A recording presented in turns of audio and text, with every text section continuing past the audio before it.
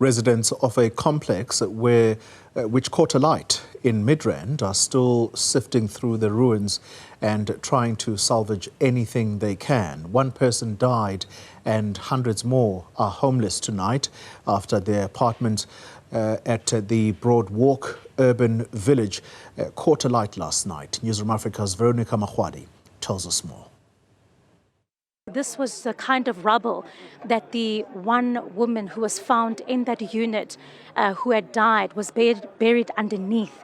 This was kind of the rummaging that EMS had to go through. But for now, not necessarily hope on many of these residents' faces, still some despair, as many of them are able to walk out with a few of their belongings that were not damaged by the blaze.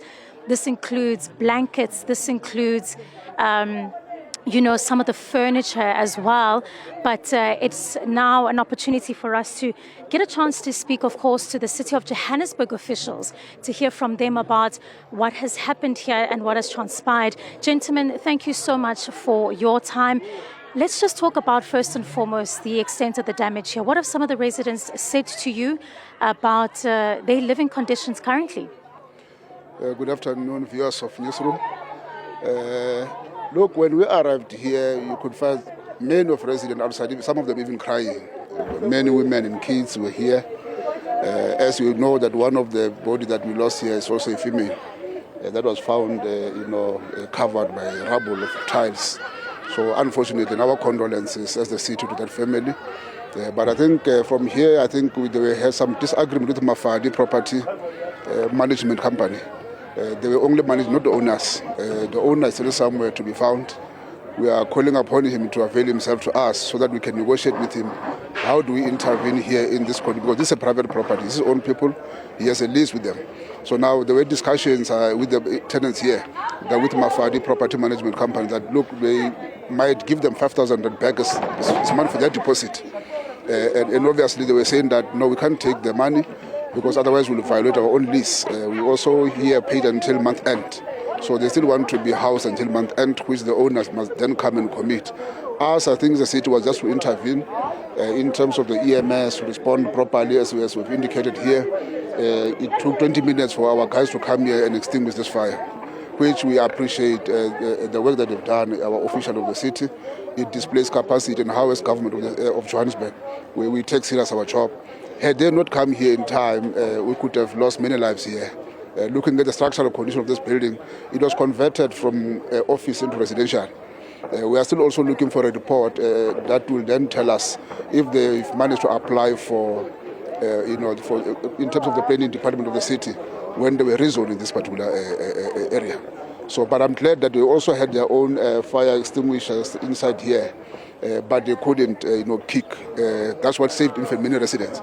Because once the around past 9 time fire started, there was a siren. That's what assisted them to move out very, very quick.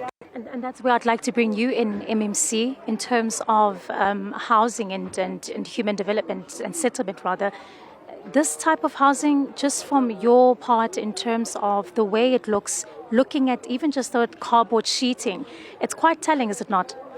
Well, we're actually, confused by how the repurposing of this building was done.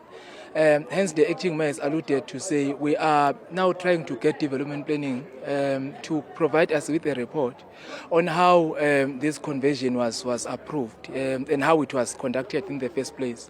Because looking at the structure of the building and how the petitioning was done inside, it leaves many questions unanswered. And I think the report that the acting mayor has referred to is actually going to assist us so that we arrive at a determination of understanding how this conversion of this office park to a residential building was actually done.